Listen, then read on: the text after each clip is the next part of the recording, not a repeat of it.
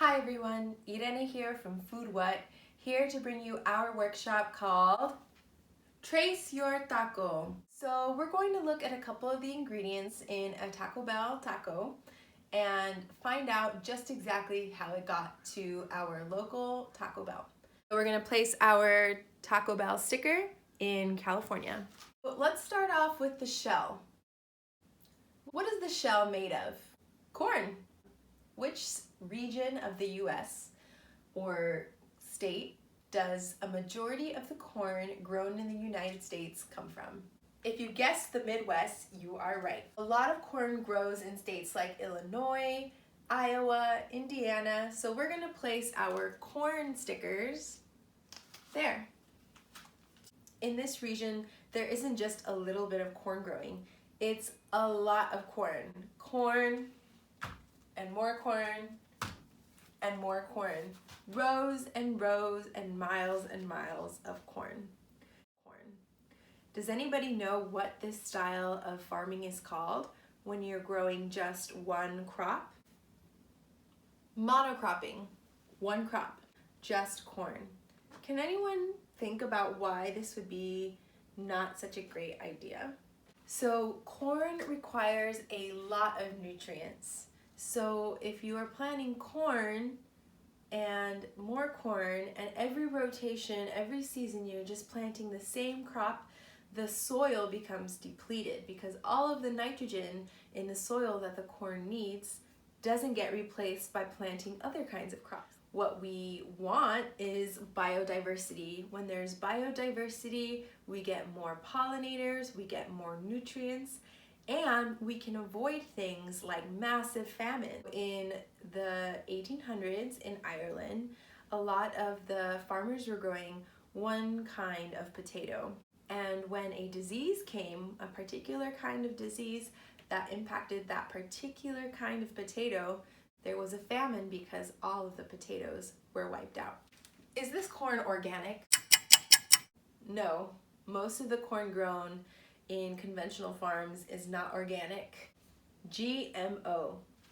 This stands for genetically modified organism.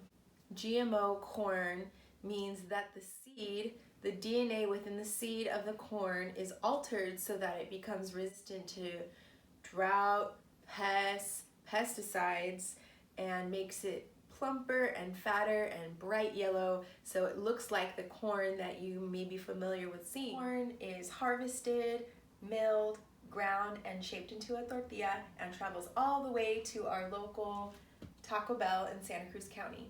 How many miles do you think it takes for it to get from the Midwest to California? 1,500 miles. So for those of you keeping track at home, we're going to write 1,500 miles for our tortillas. When you make ground beef tacos at home, what are the ingredients you use to make the ground beef? So you have the ground beef, maybe you're adding oil, maybe onion, and spices. That's 4 ingredients. How many ingredients do you think are used in the meat filling in a Taco Bell taco? So I have here a list of the ingredients, and if you guessed 27, you are correct.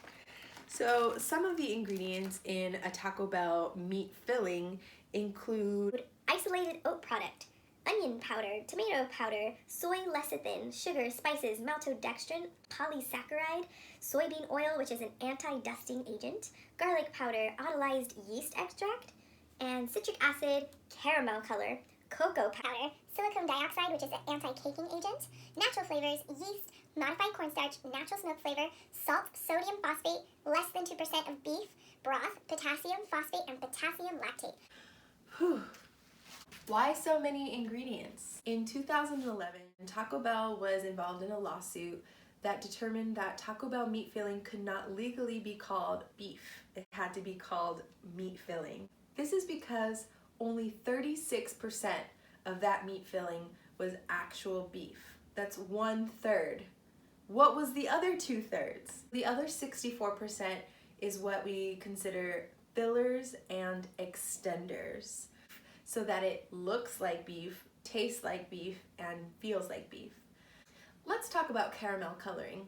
I was curious, why would you need to add caramel coloring to a savory beef meat filling?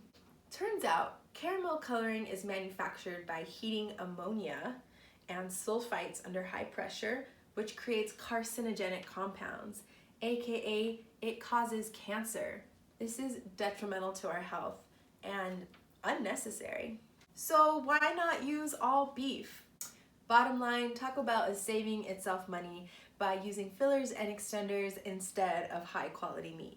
Where does beef come from? Cows. Moo.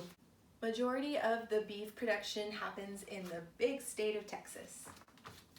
So, do you think that these cows that are being used for Taco Bell meat are roaming free on grassy hillsides? Most likely not. Most of them are living in what we call confined feeding operations. Cows upon cows upon cows, aka a CAFO, which stands for Confined Animal Feeding Operation. It looks like either cows or chickens or pigs living in very, very small spaces that don't allow them a whole lot of room to move. So not only are they eating all day, but that means they're pooping all day. And where does their poop go? All over each other. These kinds of conditions cause illness and disease, which is why managers of these kinds of operations are injecting all of the animals with a ton of antibiotics. So what's the problem with injecting these animals with so much antibiotics? Well, the problem is there's no transparency from these corporations to share with the public just how many antibiotics they are injecting into these animals. Not to mention hormones and other enzymes that there are no federal regulations over. If we don't know what's going into the meat, then we don't know what's going into our bodies. So once the cattle are sent to the slaughterhouse, turned into ground beef, gets shipped out to our local Taco Bell in Santa Cruz County, how many miles does it take to get from Texas to our local Taco Bell in Santa Cruz County? 1,300 miles. Now let's talk about one more ingredient in a Taco Bell taco. So the salsa or the tomatoes. Where do you think that 80% of the tomatoes grown in the continental US are grown in this state? Can you guess? The answer is Florida. Immokalee, Florida to be exact. Tomatoes want warm, humid weather, and in Florida, it's the perfect conditions for lots of tomatoes to be grown. If any of you have ever experienced working in the fields or have family members who have worked picking agriculture in the fields, you know that this is hard work. In Immokalee, Florida, workers are paid 40 cents for every 32-pound bucket of tomatoes they harvest. So they get this 32-pound bucket of tomatoes on their shoulders, run it to a truck, and then the guy in the truck gives them a ticket that equals 40 cents. And then they go back with their empty bucket, harvest more tomatoes, and then repeat the process. How many times do you think a worker has to go from the tomato harvest to the truck in order to make minimum wage for the day? 150 times. That's back-breaking labor. Not to mention that many of the farm workers are working unprotected, meaning they don't qualify for workers' comp or any kind of protection or health care if they get injured. Many of them are undocumented and are at the discretion of the farm owner. What color do you think the tomatoes are when they're being harvested? Red? Orange? Green? Green. They're being harvested green because they have to make the long journey across the US to get to our local Taco Bell. They are created to be cold resistant, so again, genetically modified so that they can tolerate the cold temperatures in the shipping container. Then, when they get to their destination, they're sprayed with an enzyme that makes them ripen and turn red. So speaking of spraying, when the tomatoes are still growing on the vine, most of them are sprayed with, you got it, pesticides. Does the pesticide just go on the plant? No, the pesticide will run off the plant into the groundwater, into the soil, and onto the clothes and shoes and skin of the farm workers. Many of them take those chemicals home with them unknowing that it's on the soil in their shoes or on their clothes, and when they go home to hug their families, the chemicals are staying. Is this good for the workers who harvest our food? No. Is it good for us, the consumers? And is this good for the earth? Thinking about all those chemicals going into the groundwater or evaporating into our atmosphere? No. So, how many miles does it take for the tomatoes to get harvested and shipped all the way to get to our local Taco Bell in Santa Cruz County?